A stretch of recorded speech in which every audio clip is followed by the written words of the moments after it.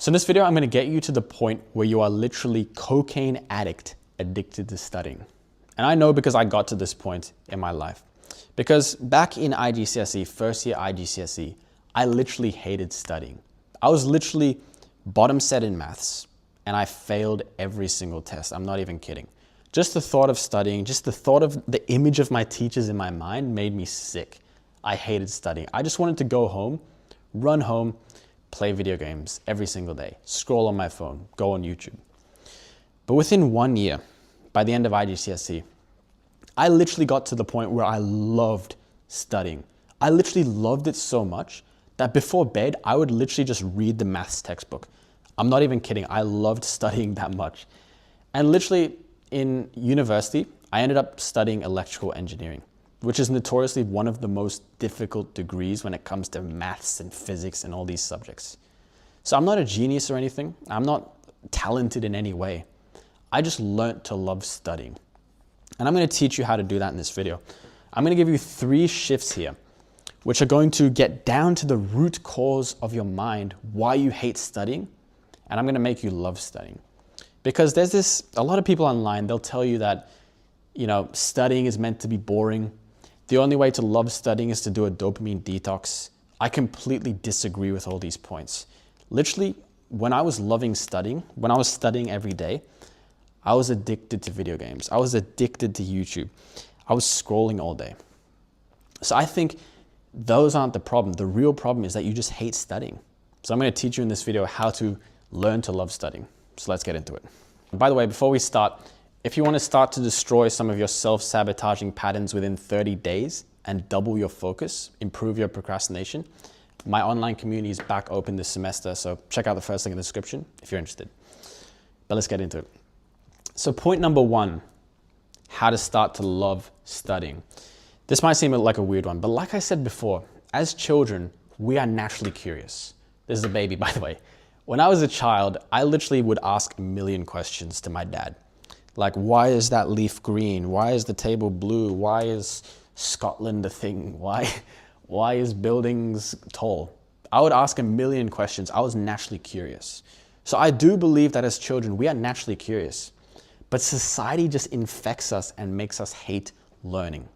So the first tip I want to give to you is actually a shift. When you begin to learn studying, when you begin to study, you need to approach studying with the mindset of curiosity. Now this might seem lame, but I'm actually going to give you some tactics how to do this and how this actually works. But the problem is, when we approach studying, we approach it with a lot of negative thoughts about ourselves, about the studies, and about our external environment. So we're like, oh bro, I hate maths. Maths sucks, man. I hate numbers. I hate my maths teacher. I hate my parents for putting me in maths. I hate, Pythagoras for inventing maths. We just throw all these negative thoughts in our mind when we sit down to study. Instead, what we need to do is we need to be curious when we approach the subject. We need to approach the subject like a scientist. We need to be curious because the reality is subjects are so interesting. I do truly believe that you can learn to love any subject. They are all interesting in their own ways.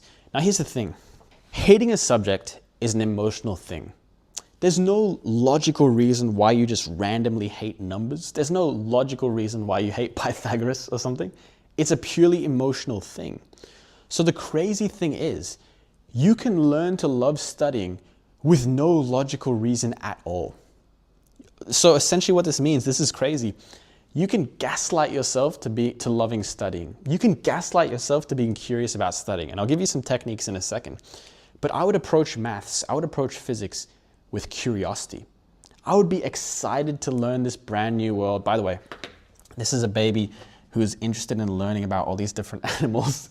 Sorry, my drawing sucks, by the way, but hopefully you get the point. But I would approach maths, physics with curiosity. I would be like, maths is so interesting. It's this beautiful world to explore. There's a lot of history behind it.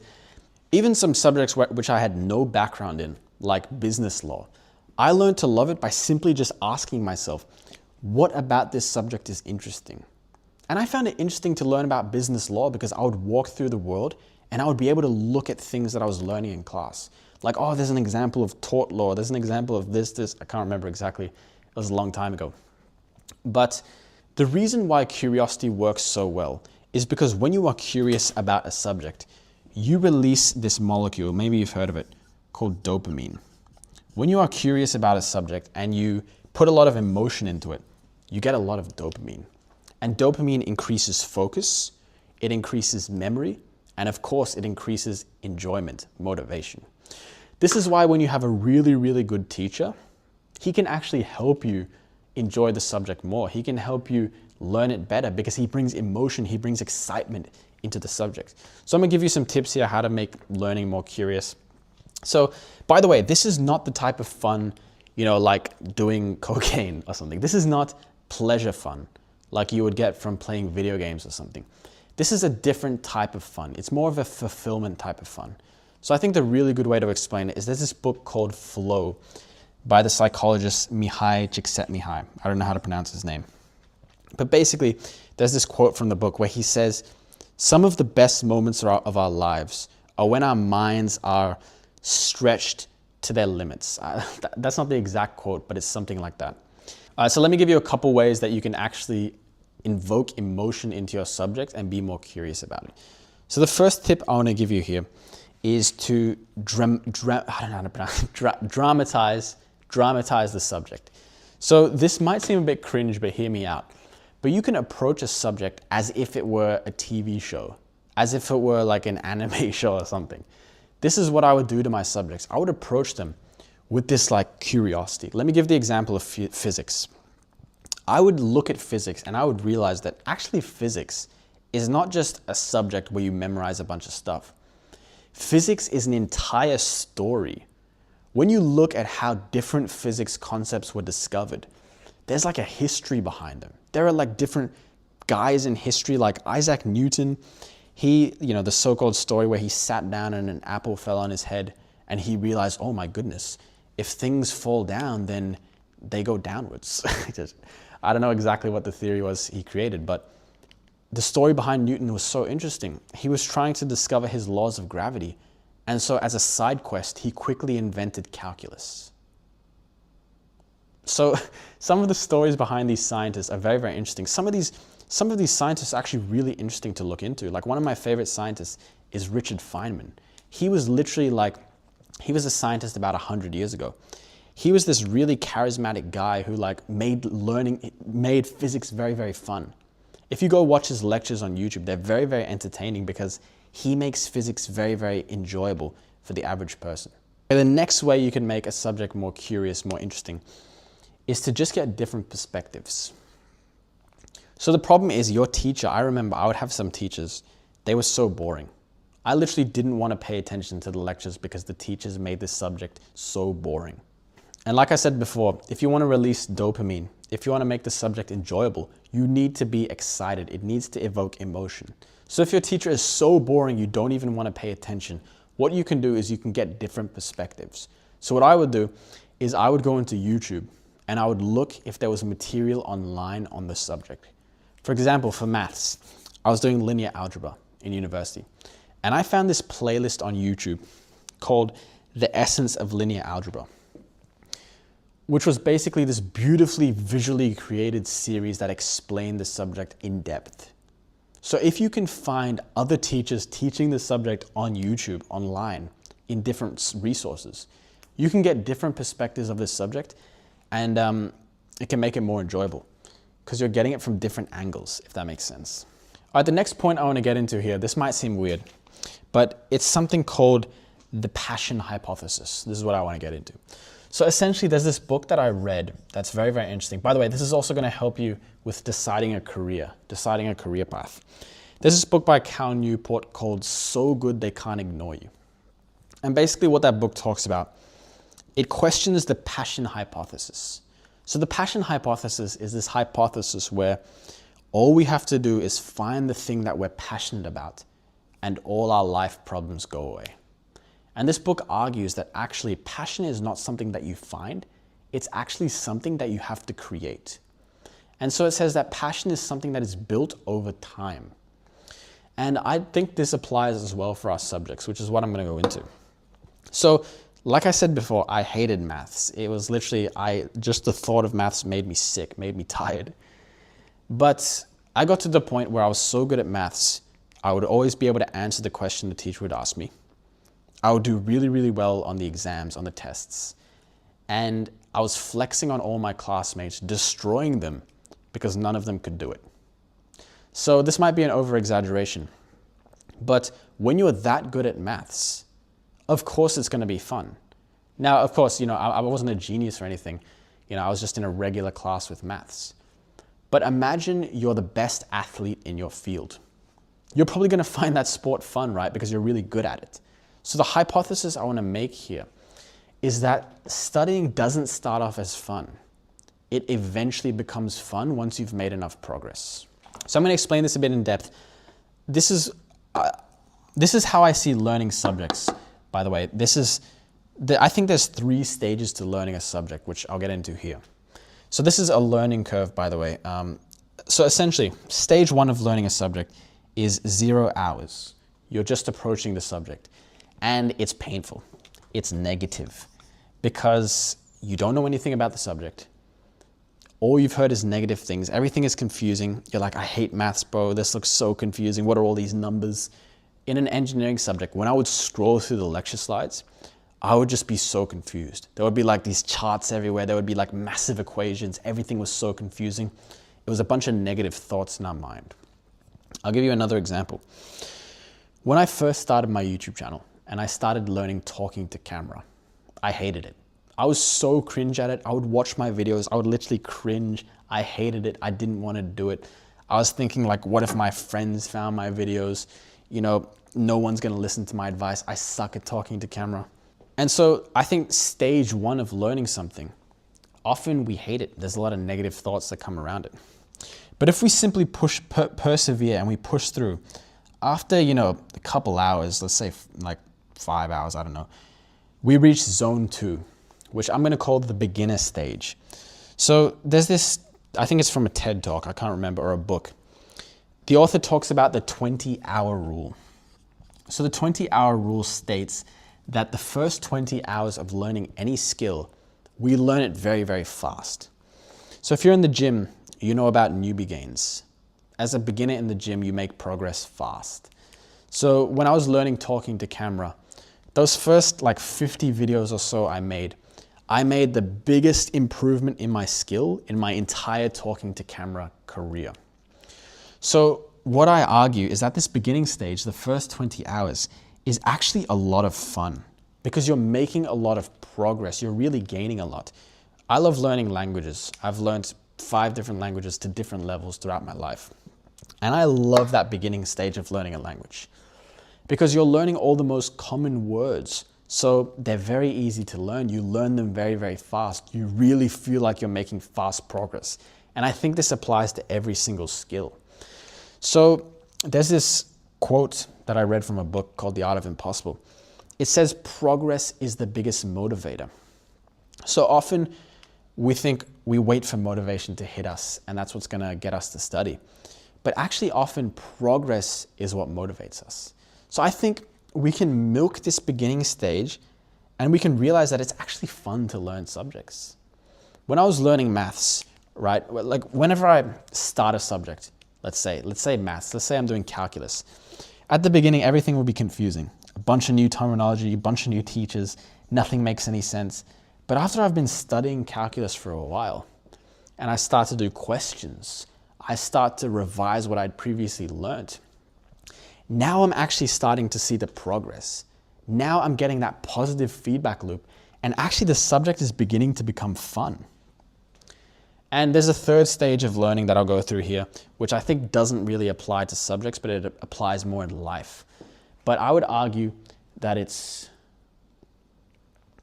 but I think there's a stage called mastery. I'm going to call this mastery, where essentially those beginning gains are gone and progress becomes very, very slow because you're essentially an expert at the thing and progress is just these tiny little gains. Like in Chinese, I would say I'm like an intermediate level and progress is so slow. And to be honest, this stage of learning can be very boring. Many people give up in this stage. So when you reach this stage, your motivations kind of have to change. They have to be more about serving. They have to be more about, gaining mastery, enjoying the process of mastery. You kind of have to have a bigger reason for it. But that's not relevant for this video. This is just my philosophy of understanding learning. And so the point I'm trying to make here is I think we can reach this thing called, this point here, I would argue is called the clicking point. So whenever I'm learning a subject, sorry for my terrible handwriting, whenever I'm learning a subject, after however many hours, I will reach a point where the subject essentially clicks and it becomes fun. Like for example, I loved exam season because all I was doing was revising over my notes and doing a bunch of questions. And it was so motivating because I was making so much progress. I was getting that positive feedback loop. Every time I got a question right, it was like a triple kill in a video game. It was so fun. It was spiking my dopamine. So I think if you can just push through, overcome all your negative beliefs, and just reach that clicking point in your subject, it will start to become fun. Just took a break. I am back. Just had lunch, had a chicken biryani, but feeling tired, but let's do this. Let's finish this video off. So let's see if I can remember where I was. So I think we're gonna hit point 3 here. So let me just get my notes. Let's hit point 3. All right, so third point I want to talk about here when it comes to how to love studying. Now this looks weird. This point is probably the most important out of all these 3, so pay attention. You're gonna save years of your life when I explain this point to you. Let me just get the lights on. So here's why you hate studying. So like I talked about earlier, the book called Flow. Basically, studying is most enjoyable when you are in a flow state. They have proven this. They've done experiments where they've detected where we are happiest in the day, and we are happiest when we're in a flow state. And a flow state is a state of our mind when there are no thoughts. So if there's 0 thoughts in our mind, we are happiest. We are enjoying the thing the most. We think we are happiest when we have positive thoughts. Like, oh yeah, guys, I love studying. Studying is so fun. But actually, we're having the most enjoyment where we sit down, we are fully present. No thoughts in our mind. We are just there in the moment, enjoying the studying, enjoying the activity. So the reason why we can't enter a flow state when we study is something called the inner critic. So the inner critic is that voice in our head which talks negative to us, which pushes us down. And because we've got this voice in our head which is constantly bullying us, we can't study. So what I'm going to do is I'm going to teach you how to begin to get rid of this inner critic so we can enter that flow state and study. So what you need to understand is there's 2 parts of your mind. There's the conscious part of your mind, and there's the actually much deeper unconscious part of your mind. So in the conscious part of your mind, you want to study. You want to get good grades. You want to get into your dream university. You want to study to make your parents proud. But deep in your unconscious mind, the part of your mind you're not aware of, there's a part of you that hates studying. This is what you need to understand. There's a part, sorry for my horrible handwriting. There is a part of your mind that hates studying. That's why this inner critic exists. Your thoughts, your inner critic is designed to help this part of your mind escape you from studying. So essentially, you are being run by this part of your mind you're not even aware of, and that's why you hate studying. It is self-sabotaging you. And so I'm going to explain to you how to overcome this. I'll explain it to you through a quick story of one of the students in my online community last year. So she came to us, specifically she came to Tushar, who's the mental health coach in our community. And basically she needed to do really well on her exam because she wanted to get into her dream university. But she was under a lot of pressure. Her parents had massive expectations of her. She did really poorly on a lot of her tests last year. So she was under a lot of pressure. And none of the advice out there was working for her. She tried timetables. She even bought a new desk, a new laptop. She tried the Pomodoro technique. She tried turning off her phone. She tried everything. But nothing was working for her. Because when she would sit down, her mind would be so against her. She was getting thoughts like, I always let my parents down. She was getting frustrated herself. Why can't I even focus for 15 minutes? What's wrong with me? All my friends are doing way better than me. So because she was getting such intense thoughts when she was sitting down, she couldn't focus. And all the advice online was telling her that she needs to study for 12 hours a day. So she was pushing through. She was trying to study for 12 hours. She was trying to study all day. And what she realized with the help of Tushar, so the solution to her problem was actually not to keep pushing through, to use more willpower, not to use this David Goggins mindset of like pushing through, but she had to actually address those underlying suppressed emotions of fear, comparison, stress. And when she started to do that, she actually ended up doing really, really well and got into her dream university. So hopefully that's evidence that this is actually true, because this was the same for me. I used to be a massive self-sabotager. I was a massive daydreamer for a long time. And it wasn't until I started working on the most important thing, which is working on your mind, specifically working on your mental health. Now, a lot of people are going to click off when I talk about this because mental health seems lame. It's like, okay, thanks for these quick tips, boys. I'm out of here. Enough with this. I don't care about mental health. But trust me when I say mental health is the constraint that's holding you back from all your focus problems, all your procrastination problems, everything. And I'll tell you exactly how to improve it here. But basically, your constraint is your mental health. If I could go back in time and tell myself one piece of advice, it would be this. It would be to work on my mental health, because that is something I neglected for so long. And that's why you get stuck in these loops. Because when you've got this unconscious part of your mind running you, you get stuck in these patterns where you might be able to study, you might be able to focus for a couple days, but you always fall back to your unconscious patterns. It's because this is running you and you don't realize it. That's what this diagram is that I have here. So student number one, this is a tree. He's cutting the tree. He's trying to push through and focus. He's just cutting at the tree, cutting at the leaf, sorry. And the leaf might go away temporarily, but it grows back. What you need to do is you need to be like student one. He cuts the roots. When you cut the roots of your unconscious patterns, when you destroy it, the entire tree dies, the entire tree goes away. Your inner critic dissolves and you can actually feel calm. So the reason you can't focus, the reason you don't enjoy studying, the reason you can't enter flow state is because your mind is not calm. It's filled with all these suppressed emotions which are causing these fears, all these thoughts which are pulling you away from your studies.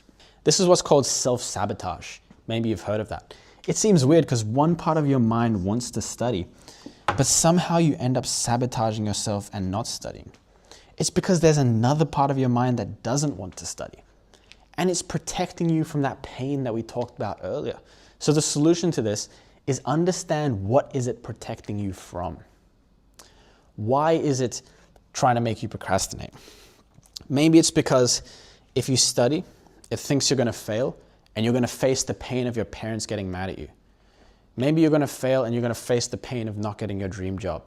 Maybe you're going to face the pain of your friends doing way better than you and you feeling not good enough. So your brain likes to go into the past and the future and create all these scenarios. That's why you can't stay in the present, because he's going to the future and the past. So you need to work on your mental health. You need to find what are the emotional blocks that are stopping you. And we can help you with this. The mental health coach can help you in my online community. We can help you find your blocks personally.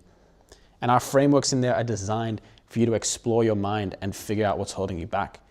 But what I can tell you is I'll give you 2 habits that literally changed my life when it came to working on my mental health. So for me, meditation and journaling were literally the biggest habits that helped me. So I literally prioritize my mental health so much that I meditate for 2 hours every single day. And you don't need to do that much. You absolutely don't. Even 5 minutes a day changed my life when I used to do that much. But those 2 habits will literally help you so much. And journaling allows you to explore your mind and find what your patterns are that are keeping you stuck, that are making you procrastinate. So how exactly do you meditate? How exactly do you journal? So I'll put a link below of a guided meditation that can help you. It's a meditation that I do. But the biggest tip I can give you is that they are skills. When you first start, you're not going to be amazing at it. Working on your mental health is like working on your physical health. Just like when you go to the gym, you're going to be weak. You're not going to know how to do different exercises. It's a skill that you need to learn. Being able to be aware of your own mind, being able to understand your own patterns is a skill. I want to see students who are taking their mental health as seriously as their studies. Not just because mental health is the thing that's stopping you from achieving your studies, but also because mental health is the thing that's holding you back in literally every single area of your life. Because what I've realized is problems that appear in your life are just mental problems that are becoming external problems, if that makes sense. So mental health is not black and white. It's not like you're depressed or you're not depressed. You're depressed or you're happy. It's like your health. You know, you're either super, super skinny, more jacked, more healthy. It's like, it might not even be a spectrum, to be honest, because how can we judge different people's suffering? The thing I've realized is that suffering is subjective. What used to cause me suffering 10 years ago was very different to the things that cause me suffering today. So everybody is going through their own thing. That's why I think it's so important. But that's it. Hope that helped. Link below if you want to begin to work on your self-sabotage patterns. We've got a ton of material in there where you can learn to work on your mental health. But in there, we've got a mental health coach who can literally help you find your own patterns. He can literally help you understand what's holding you back. He can help you find that emotional blockage that's preventing you from focusing. And he also teaches meditation in there. We do meditation calls. He's been practicing specifically Vipassana meditation for the past 11 years. But I'm also in there. I get on the calls so you can ask me questions too. So if you want to join a community of students who are working on their mind, it'll keep you accountable, get you motivated. Limited spots available, but check out the cohort for this semester, link below. But apart from that, adios.